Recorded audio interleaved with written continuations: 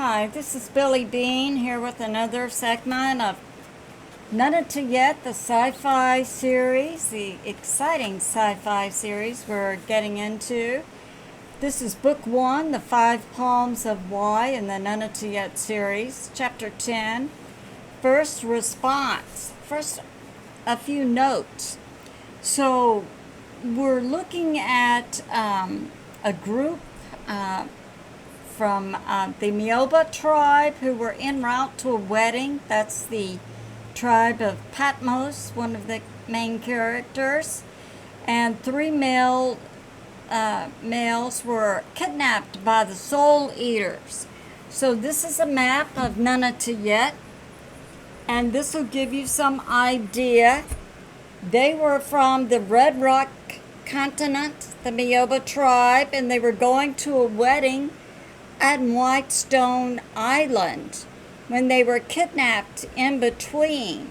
Now, the main part of our story is taking place in this barren area called Stillness Island and in the Stillness Forest.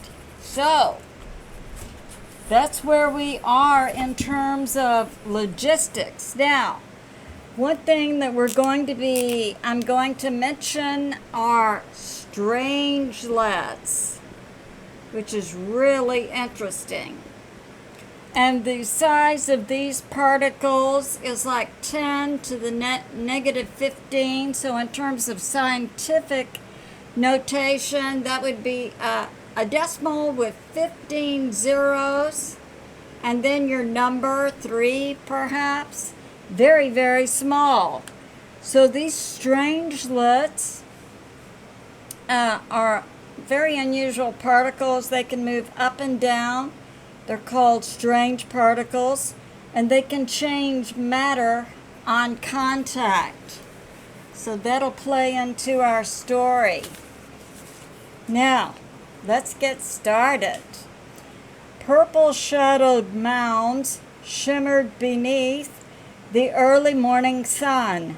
Inside one of the mounds, deep underground, were the prisoner males. Nunatayet's AI had sent out strangelets, billions of strangelets, that floated inside the holding tank. Jason Roched rolled over and threw up, and what came out of his throat was a green, murky substance that smelled like rotten eggs. He surveyed his area. He and 6 other males were inside a large cage with shackles on their right ankles. Next to them, he saw another cage with 3 males inside who appeared related, all with chocolate brown skin and light blonde hair. Jason Roched's blue-black skin was shiny with sweat. His mind melded with his ship, the Jason 1, named after an ancestor of Jason's who was a diplomatic healer. His ship immediately calmed with Nunatayet's Soul Eater war operation and advised General Nakobi, who was en route to the stillness.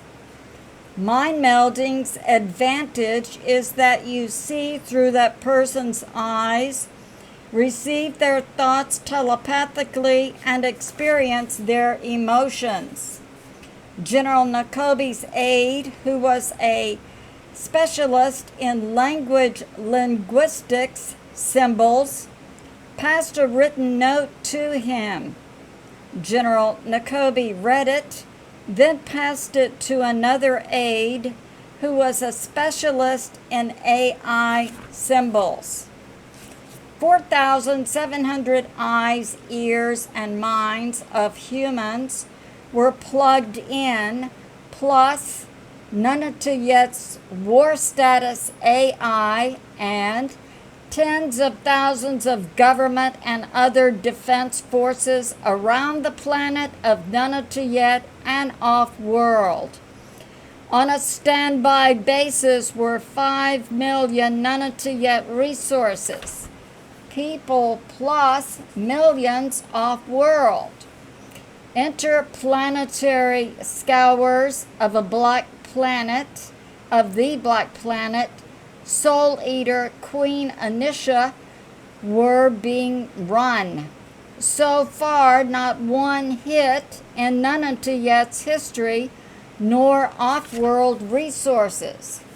The Black Planet and Queen Anisha were unknowns. Now there was a history of soul eaters seeking male souls in ancient language in the archives, which were written in the old language. The Priest Academy, the Jawath and Jawatha, had been requested to begin a search of the ancient books by their old language professors. The Priest Academy had to be able to read the old language to know what are the ancient prophecies.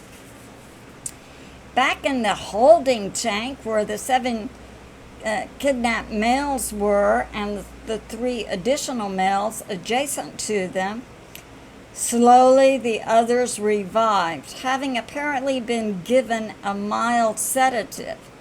Just then a soul eater entered their area, who was 7 feet tall, muscular, spiral curls, mottled skin color, gray, green, and black. He had 2 tongues. The long tongue, about 3 feet long or 1 meter, he protruded through the cage bars and flicked it over the biomagnetic energy field of each individual. He said nothing. Mark Tomes, the shepherd, whispered, "Be careful of that tongue. If he tries to go for your face, turn away. He could be trying to steal your soul." Mark used his training as an off-world shepherd to calm his mind. He then tried to reach out telepathically to the soul eater. He could not find a consciousness in this soul eater.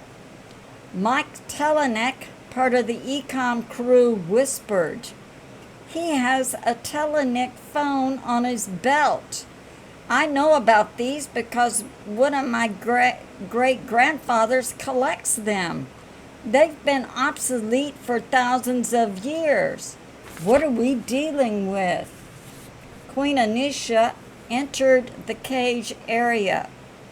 Comms appear to be down. See if the meats have any comm devices. The android male soul eater flicked his long tongue over the bodies of the humans and lifted their comm devices, identified by frequency. He and the queen then left the area. Tall Eagle Xavier said, "Did she call us meats?" The men were silent. Back at the growing war camp in front of the stillness, Patmos was with the shadow leader Anichi and General Nakobi and others. He was describing the attack on his family group going to a wedding, attacked by the soul eaters and 3 male cousins who were kidnapped. Patmos was with a family group of 20 people. Yeah, they were going to that Whitestone Island for a wedding. We were traveling in Cairns when we were attacked mid-air. I recall it seemed that time and space were frozen. We were paralyzed. The soul eaters opened the can door, stepped inside, and beamed out my 3 male cousins, all of whom had snow-white hair. General Nakobi asked, "Why do you think they did not take you?" Patmos answered General Nakobe and the shadow leader Anechi. I believe it's because I was much more awake and able to defend myself. I made eye contact with the Soul Eaters, so they knew I was not unconscious.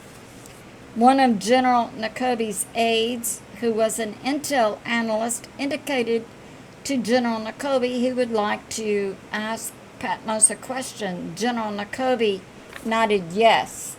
Captain Klein de Forrester asked, "How do you think you maintain consciousness?" Patmos replied, "I've been thinking about this, and I believe it was due to my training as a Raku keeper or ecologist. We are spirit designed by Y and then spirit trained in our field to overcome extreme environmental situations, such as heat, cold, pressure, electromagnetic changes, frequency changes, and more." General Nakobe said, "Okay, let's think these things over and take a break for dinner. The chow hall is up." Captain Harbick caught up with Patmos as he was leaving the general's tent. She, being an intuitive woman, knew that Patmos at this point in their relationship could not think or talk when he was really close to her. So she took his hand and said, "Let's go to the chow hall." To be continued. I love you, and I'll see you soon.